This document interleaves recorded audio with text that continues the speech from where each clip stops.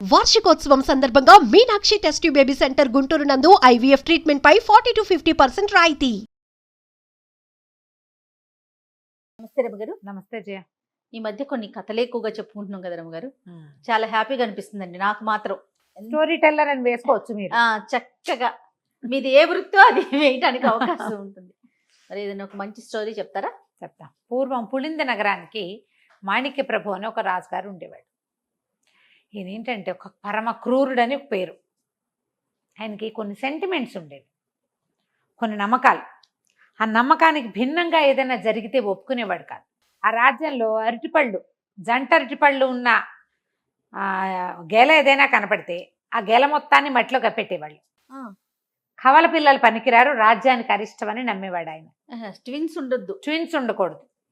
అరటిపళ్ళలో అన్ని గెలలో ఏదో గెల్లో జోడు పళ్ళు కనపడతాయా, అది వాడకూడదు, ఎవరు తినకూడదు, అరిష్టం. దాన్ని పారించేవాడు. మూఢనమ్మకం, ఒక నమ్మకం. ఆయనకి ఎవరో ఒక జ్యోతిష్కుడు చెప్పాడు, ఇద్దరు పిల్లలు ఒకేసారి కలిసి పుడితే మన రాజ్యానికి అరిష్టం, మీకు ప్రమాదం. అలాంటి ఒక భావన ఉంది.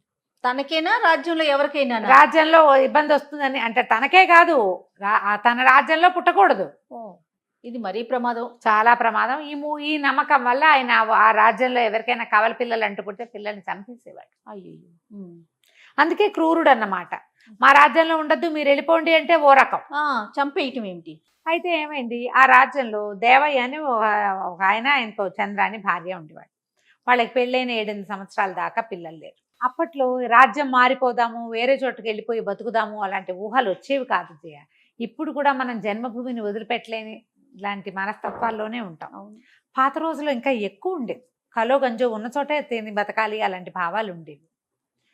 అయితే ఏం చేశాడు, ఈ దేవయ్య వాళ్ళకి పెళ్ళైన 8 సంవత్సరాలకి ప్రెగ్నెన్సీ వచ్చింది ఆ అమ్మాయి, ఆ చంద్రకి. పూజారయ్య చెప్పాడు, కమల పిల్లలు పుట్టే చిహ్నాలు ఉన్నాయి నీకు అని. అయితే ఈ అమ్మాయి ఏమందంటే, అబ్బాయి మా అమ్మ కూడా ఇలాగే ఉండేదిటండి, నేను ఒక్కదాన్నే పుట్టానని ఆయనకి నమ్మించింది. ఒక అవ్వ అని పేరున్న ఒక ఆవిడ, ఈ చంద్ర వాళ్ళ అమ్మ రాజుగారి కోటలో పనిచేసేది. ఆవిడని పిలిపించుకున్నారు. ఆవిడ మంత్రసాని పనులు కూడా చేయగలిగింది, చేయి తిరిగిన ఆవిడ. ఈ కోటలోనే ఉండేది.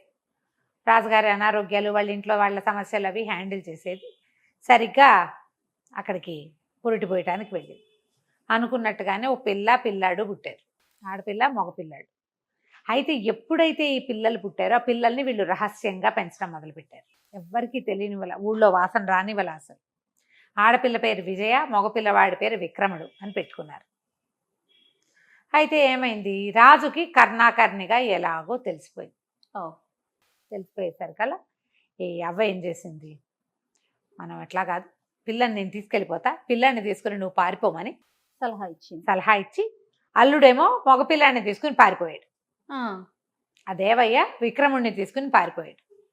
ఈ చంద్ర విజయ వీళ్ళిద్దరిని తీసుకుని అవ్వ పులింద నగరానికి తీసుకొచ్చేసింది. దీన్ని ఆడపిల్లగా, పైగా ఇదేంటంటే ఈ రాజ్యంలో పిల్లేమో బహుచక్కటిది. పిల్ల కాస్త పెరుగుతుంటే ఆడపిల్లకి 1,00,000 సమస్యలు వస్తాయి. అందుకని దానికి మగవేషం వేసేది. ఒక 8 సంవత్సరాలు 7 సంవత్సరాలు వచ్చాకే ఈ కథ ఇలా మొదలైంది. ఆ పిల్ల 7-8 ఏళ్ల పిల్లాన్ని తీసుకుని దేవయ్య కాస్త పారిపోయాడు. వీళ్ళు ఇక్కడికి వచ్చారు. ఈ పిల్ల రోజు అవతో పాటు కోటలోకి బయటికి తిరుగుతూ ఉండేది మగవేషంతో. అయితే ఏమైంది, అది అక్కడికి తీసుకెళ్ళిన అతను వెళ్ళిపోయాడు కదా దేవయ్య ఈ నగరం నుంచి. అక్కడ శరభ నగరం అని ఒక పెద్ద నగరం. ఆ నగరానికి ఓ రాజుగారు నాడు, సరిగ్గా ఆ అబ్బాయికి ఆయనకి ఇదే వయసు పిల్లవాడు ఒకడు ఉన్నాడు. వీళ్ళు వెళ్తూ ఆ రాజుగారు వెళ్తున్నటువంటి ఒక జాతరకో ఎక్కడికో వాళ్ళు వెళ్తుంటే ఆ సమూహంలో కలుసుకున్నాడు ఈ దేవయ్య. పిల్లాడికి ఆడుకునేందుకు తోడుగా ఉంటాడని ఈ విక్రముణ్ణి రాజకుమారుడితోటి కలిపారు. ఆయన ఏమన్నాడు, పిల్లాడు మా రాజుగారి అబ్బాయి ఒక్కడే పిల్లాడు, వీళ్ళిద్దరూ ఆడుకుంటారు, నువ్వు ఎలాగో పై ఊరు నుంచి వస్తున్నాను అన్నావు కదా, పిల్లాడిని మా దగ్గరే ఉండు, నువ్వు అబ్బాయికి తోడు ఉంటాడు. ఏముంది, రాజగారి నగర్లో ఉంటే అన్నీ నడిచిపోతాయి, భోజన భాజనాదులకు ఏమీ ఇబ్బంది ఉండదు. పిల్లాడిని ఇక్కడ పెంచుకోవడం మొదలుపెట్టారు. ఈ చంద్ర విజయ ఇద్దరు ఇక్కడ ఉండిపోయారు. అయితే ఏమైంది, ఈ రాజుగారి గౌరవార్థము ఈ మాణిక్య ప్రభు కోసం ఎవరో పెద్ద పెద్ద నిలువుటద్దాలు పంపించారు. పంపిస్తే ఈ మగవేషంలో తిరుగుతోంది కదా విజయ, అంతకుముందు గౌన్ వేసుకునేది, చొక్కాలాగు వేసుకుని తిరుగుతోంది మగపిల్లాడిలాగా, తలకి తలపాగా అవి పెట్టారు. అయితే ఇదేమైంది, ఈ నిలువుటద్దాలు పట్టుకుని లోపలికి ఆ భటులు తీసుకొస్తుంటే ఆ పిల్ల అటు నుంచి నడిచొస్తూ అద్దంలో తన ప్రతిబింబం చూసి అన్నయ్య అనుకుంది. మగ వయసులో వాళ్ళ అన్నయ్య అటకే అన్నయ్య అన్నయ్య అన్నయ్య అని కేకేసింది. వెళ్ళిపోయాడని ఏడ్చింది. ఏడుస్తుంటేనే అవ్వ చూసి తీసుకొచ్చేసింది. కానీ ఈ పిల్ల అన్న అన్న అన్న అని అరవటం మొదలు పెట్టేసరికి ఆయనకి డౌట్ వచ్చింది. ఈ పిల్ల లాంటి వాడే ఎవడో ఉన్నాడు ఇంకొకడు, అందుకే పిలిచింది. అక్కడి నుంచి అవ్వ కూతురు వాళ్ళ గురించి జాడలు తీశారు. ఆ అమ్మాయికి 2 పిల్లలు పుట్టారని, భర్త కొడుకుని ఎత్తుకుపోయాడని అర్థమైంది. ఇక అవ్వని నా హింస పెట్టారు. చంద్ర ఏం చేసింది, ఆ పిల్లనేమో వీళ్ళు బంధించేశారు. చంద్ర పారిపోయింది. పిల్లని వదిలిపెట్టి పారిపోయింది. ఇంకేం చేయలేక ఆ పిల్లని మాత్రం కోటలో ఉంచుకున్నారు. కోటలో ఉంచుకుని ఇక అడగటం మొదలు పెట్టారు. అడిగితే దానికేం తెలుసు, 7-8 ఏళ్ల పిల్లకి, పిల్ల పెరిగింది 8, 10, 12 వచ్చినా ఏమీ లేదు. ఆ పిల్ల అక్కడే ఉండిపోయింది. అవ్వని నానా రకాలుగాను అడిగేవారు. అవ్వని సమాధానం రాక పెద్దది కదా ప్రాణం వదిలేసింది. ఆ విజయ ఇక్కడే ఉండిపోయింది. ఉండిపోతే ఈ రాజుగారికి దగ్గరికి ఒక పురోహితుడు ఒక ఆయన నాడు ఏమన్నాడంటే, ఒకవేళ కవల పిల్లలే గనక అయ్యుంటే వీళ్ళు ముక్కు మొహాలు ఒకేలా ఉంటాం కాదు, వీళ్ళ చేతిరాత నోటి రుచి కూడా ఒకేలా ఉంటాయి, రుచులు అలాగే ఉంటాయి, సేమే ఉంటాయి అన్నాడు. ఉండవు, ఆ పాతకాలం కదా. ఈ అమ్మాయితోటి ఒక రాయించారు కొన్ని వాక్యాలు. అక్కడి నుంచి ఆ ఆకుని ఏ ఆకు మీద అయితే రాయించారో, ఇలాంటి చేతిరాత ఉన్నవాడు ఎక్కడున్నాడా అని దేశాలు చుట్టుపక్కల ఉన్న ఊళ్ళన్నీ వెతికించడం మొదలుపెట్టారు. ఇలాంటి రాత ఉన్న పిల్లాడు ఎవడైనా ఉన్నాడా కుర్రాడు. 16-18 సంవత్సరాలు వచ్చినాయి ఈ విజయ్కి. అయితే ఏమైంది, ఒకరోజు వీళ్ళకి ఓ ఉత్తరం వచ్చింది ఈ రాజుగారికి, మాణిక్ ప్రభుకి. ఇదేమిటి, ఎక్కడి నుంచి వచ్చింది, శరభనగరం నుంచి వచ్చింది. అయ్యా, మరి మీకు 80 బళ్ళ బంగారాన్ని సమర్పించుకుంటాం, మా రాజ్యాన్ని మీ రాజ్యంలో కలుపుకోండి. స్వతంత్ర రాజ్యంగా మేము గెలుపొందలేకపోతున్నాం, మిగతా పులింద నగరం చాలా గొప్ప రాజ్యం కాబట్టి మమ్మల్ని మీతో కలుపుకోండి అని ఒక చేతి రాతతో ఒక ఉత్తరం వచ్చింది. వచ్చేసరికల్లా ఆయన ఉత్తరం చూడగానే చటుకున్నది విజయ్ చేతి రాతగా గుర్తుపెట్టాడు. ఎన్నాళ్ళో చూశాడు కదా, ఎందుకంటే ఈ పిల్లలు పుట్టిన దగ్గర నుంచి ఆయనకి గుండెల్లో ఏదో బాధగా ఉంది, తనకేదో సమస్యలు వస్తున్నాయి, తనకి ఎప్పుడు ఏదో ఒక పొట్టలో ప్రాబ్లం. ఆయనకి 45-50 ఏళ్ళు వచ్చినాయి, రావు సమస్యలు. అది కవల పిల్లలు పుట్టడం వరకే వల్ల ఇవన్నీ వచ్చాయని నమ్మాడు ఆయన. ఆ పిల్లాడు ఎవడో వెతికి ఈ పిల్లలిద్దరిని చంపేస్తే తన ప్రాబ్లమ్స్ తీరిపోతాయి అనుకుంటాడు. ఈ మూఢనమ్మకాలున్న జనాలని ఎవరైనా ప్రోత్సహించే వాళ్ళు దొరికితే మరీ విడ్డూరం, అవును విపరీతంగా అవుతారు. అలా మూఢనమ్మకం అధికారుల్లో పెద్ద ఎత్తున ఉన్న వాళ్ళకు ఉందనుకో, మిగిలిన వాళ్ళు దాన్ని చెంగనాడరు, కాదనరు. కాదండి అది తప్పు అనరు. ఆయన ఉద్దేశాన్ని ప్రోత్సహిస్తారు. మీరేముంది, అధికారం మన చేతిలో ఉంది, ఈ పిల్లని చంపేస్తే సరే, వాడిని గుర్తుపట్టడానికి ఈ పిల్లని ఉంచుకున్నారు, ఇద్దరిని ఒకేసారి చంపేయాలి, అప్పుడు మన సమస్యలు తీరిపోతాయి. ఈ ఉత్తరం చూడగానే నేను నిర్ఘాంతపడితే రాత. ఈ ఉత్తరం రాసి అక్కడి నుంచి ఒప్పుకున్నారు. అంతకుముందు శరభనగరానికి వీళ్ళకి పెద్ద సయోధ్యం లేదు. శరభనగరానికి ఉత్తరం రాశారు, తప్పకుండా బంగారంతో పాటు ఎవడైతే ఈ ఉత్తరం రాశాడో వాణ్ణి కూడా పంపండి, వాణ్ణి మాకు మా దగ్గరికి పంపించండి, తప్పకుండా మీ నగరాన్ని మా రాజ్యంలో కలుపుకుంటాం. పులింద రాజ్యంలో ఈ శరభనగరాన్ని కూడా కలిపేసుకుంటాము, మేము రెడీగా ఉన్నామంటే సరే. వచ్చినాయి బళ్ళు, 80 బళ్ళ నిండా బంగారం వస్తోంది అనుకున్నారు వీళ్ళు. ఆ 80 బళ్ళు ఊరు విడిసినాయి. రాజుగారు ఆ కుర్రాడు ఎవరో చూడడానికి ఈయన వెళ్ళేసరికల్లా ఆ బండిలోంచి దిగిన విక్రముడిని చూసేసరికి ఆయన తెల్లబోయాడు.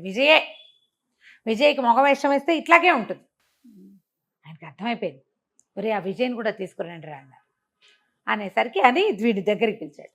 దగ్గర పిలిస్తే వీడు నమస్కారం చేస్తూ ఒక్క ఉదుటున ఈ మాణిక ప్రభు మీద పడిపోయి 2 చేతులు పెడరెక్కలు విరిచి పట్టేసుకున్నాడు. పట్టేసా రాజుగారిని అనగానే రాజు మామూలుగా గుర్రం మీద 60 మంది సైనికులతో వచ్చాడు.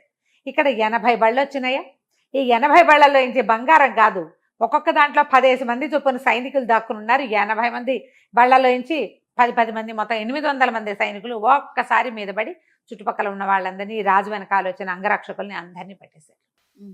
రాజును పట్టేయటం ఏమిటి, ఇక పెద్దగా కేకలు పెడుతూ ఊళ్ళోకి ప్రవేశించేశారు. ఈ మాణిక ప్రభు క్రూరత్వానికి కనీసం 50 ఇళ్లకు ఓ ఇల్లైనా బలైంది. ఆ ఊళ్ళో కవల పిల్లలు పుడతారు కదా, 50 ఇళ్లకో 100 ఇళ్లకో పుడతారు కదా, అంతే కదా. మరి 2 చంటి పిల్లల్ని పోగొట్టుకున్న కుటుంబాల్లో ఎలా ఉంటుంది?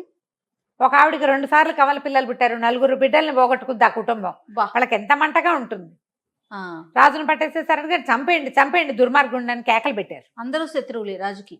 అతని గట్టితనం వల్ల క్రూరత్వం వల్ల భయపడాగారు గాని ఉమ్. ఎప్పుడైతే వాడు పట్టుబడి పులి బోన్ లో పడంగానే అందరూ రాళ్ళు విసురుతారు దాని మీద. అవును అవును. అంతకుముందు పులి అంటే భయంగా ఉంటుంది. ఇక అందరూ కేకలు పెట్టారు చంపేయండి చంపేయండి అనేసరికల్లా పెడరెక్కలు విరుచుకు పట్టుకొని రాజ్యంలోకి తీసుకుపోయారు. రాజ్యాన్ని స్వాధీనపరిచేసుకున్నారు. శరభర నగరం వాళ్ళు పులింద రాజ్యాన్ని స్వాధీనం చేసుకున్నారు. ఈ విక్రముడితో పాటు రాజకుమారుడు కూడా వచ్చాడు. ఉమ్. అక్కడి నుంచి అతను ఏం చేశాడంటే ఈ రాజ్యాలను కలిపేసుకుందాం, మీ చెల్లెల్ని నేను పెళ్లి చేసుకుంటానని చెప్పి ఈ విజయని శరభనగరపు రాజకుమారుడికి ఇచ్చి పెళ్లి చేశారు. ఓ. విక్రముడు 2 దేశాలకి ఆ పెద్ద రాజ్యానికి చిన్న నగరానికి సైన్యాధిపతిగా ఉన్నాడు. వాళ్ళ అమ్మని నాన్నని తెచ్చుకున్నాడు. కవల పిల్లలకి ఇక ఏ భయము లేదని చెప్పారు. తర్వాత కాలంలో విజయ్కి కవల పిల్లలు పుట్టారు, విక్రముడికి కవల పిల్లలు పుట్టారు. పాతకాలపు మూఢనమ్మకాల కథలు ఇలాగే ఉంటాయి. ఆ, మీరు ఇప్పటికీ కూడా ఇలాంటి పిచ్చి నమ్మకాలు ఉంటాయి చూడు. అవునవును. కవల పిల్లలు పుడితే అలా అయిపోతుంది, ఇది పుడితే అసలు వాటి మీద సినిమాలు కూడా తీస్తున్నారు. రాజారాం గారు జంట అరటి పళ్ళు తినకూడదని కూడా చెప్పుకుంటున్నారు ఇంకా కూడా. తినకూడదంటారు. తినకూడదు, తింటే కవల పిల్లలు పుడతారు, అదేదో ప్రమాదం ఏం ఉండదు. అదేదో జెనెటిక్ లోపంతో వస్తాయి. అంతే. పళ్ళు సేమే ఉంటాయి, ఏం పెద్ద ప్రాబ్లం ఏమి ఉండదు. అవన్నీ భయాలు కదా. అంతే. కథ కంచికి మనం ఇంటికి. నమస్తే. నమస్తే.